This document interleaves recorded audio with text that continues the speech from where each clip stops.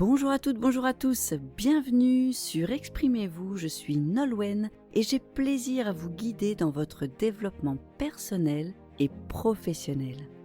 Si vous m'écoutez pour la première fois, tout d'abord, merci à vous et bienvenue sur ma chaîne inspirante.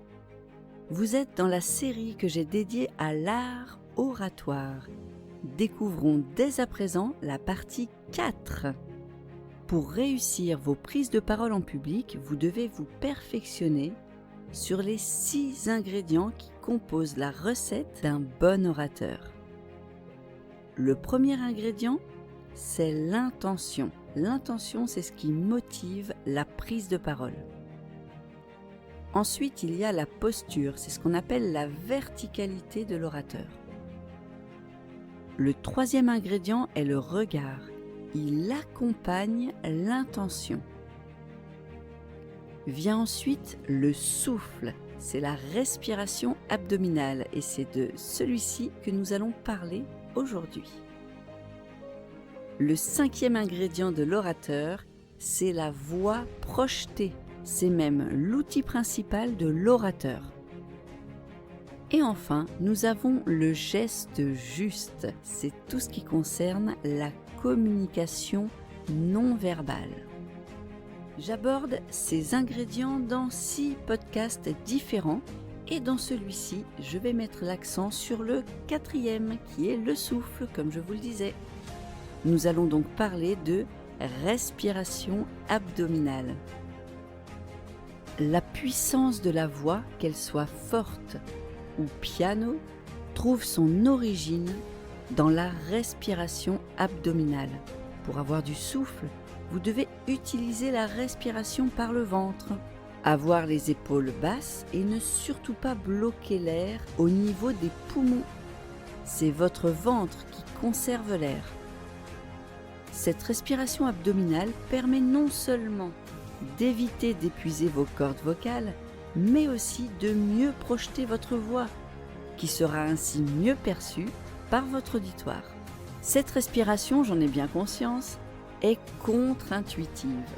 En vérité, elle était tout à fait intuitive lorsque nous étions nourrissons et même bébés, voire jeunes enfants, mais elle se perd en grandissant. Nous avons donc tendance, une fois adultes, à respirer trop haut et à nous servir uniquement de nos poumons. Pour avoir plus de souffle lors de vos prises de parole, pensez donc à bien remplir d'air votre ventre.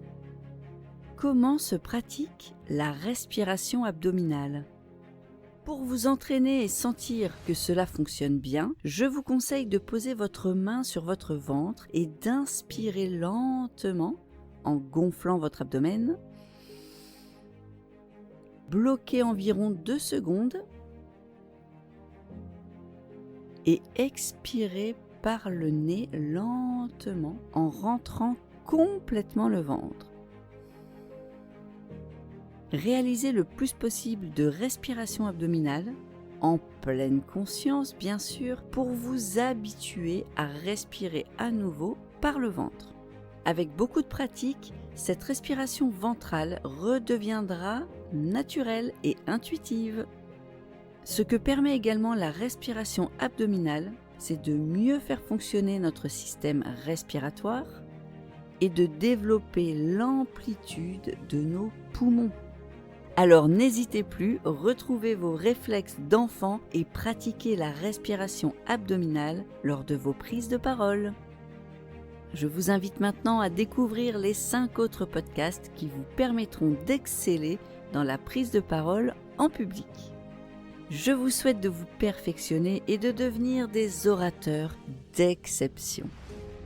Si vous souhaitez que je vous accompagne pour gommer tous vos tics verbaux et posturaux et pour vous entraîner à la prise de parole efficace, tout en conservant votre personnalité, n'hésitez pas à faire appel à moi pour un coaching personnalisé. À très vite pour un prochain épisode sur l'art oratoire.